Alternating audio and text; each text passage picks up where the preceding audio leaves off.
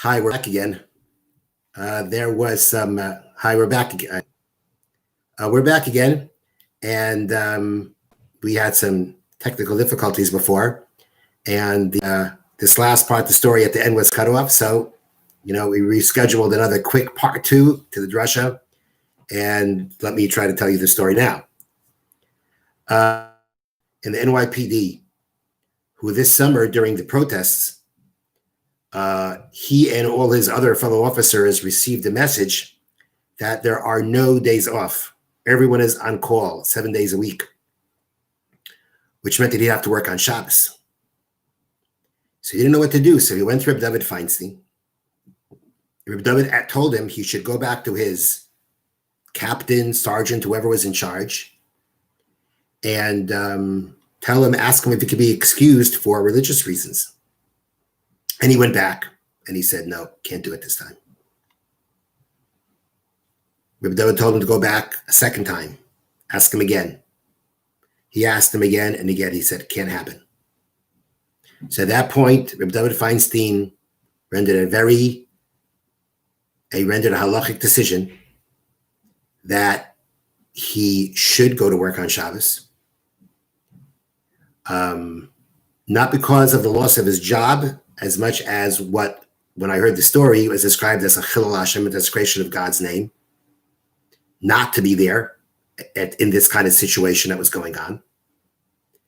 And interestingly, Reb David told him that I will teach you how you should do what you do at work in a way that will minimize the severity of what you're doing. There are certain times where permission is given to do something that is permission, meaning halachic permission, is given to a person to do something typically they wouldn't be able to. And we try to minimize the severity of it. We know there's Torah prohibitions, there's rabbinic prohibitions. One of the examples are if a person has to eat on Yom Kippur.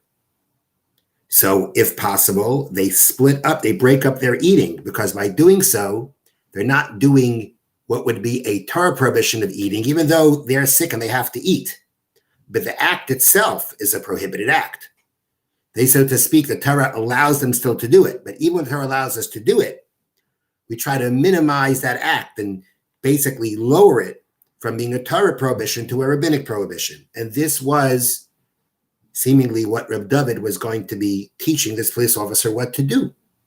What he can do to minimize, but typically you wouldn't be allowed to do, how to minimize it, how to do it, perhaps be ways you could be permitted to do it, or at least how to minimize it. Before Shabbos, this police officer's commanding officer came over to him and said, I thought it over. You don't have to come on your Sabbath. There you have it. A person told to him what he should do, was ready to do it. And I would argue that doing that would not have been very easy either, because it could involve doing things in a funny way and this and that. It could have come across very uncomfortable, but he was ready to do it. And at the end, he was freed. At the end, he was respected for what he believed in and what he lived by. That is the lesson of the sons of Yaakov standing up to Esav, and Esav not reacting. Be proud. Be a proud Jew. Be ready to live as a Jew lives in all circumstances. And the respect will be there. Hashem will help you be able to succeed and live the life that you so much want to live. Have a wonderful Shabbos. Thank you so much for listening.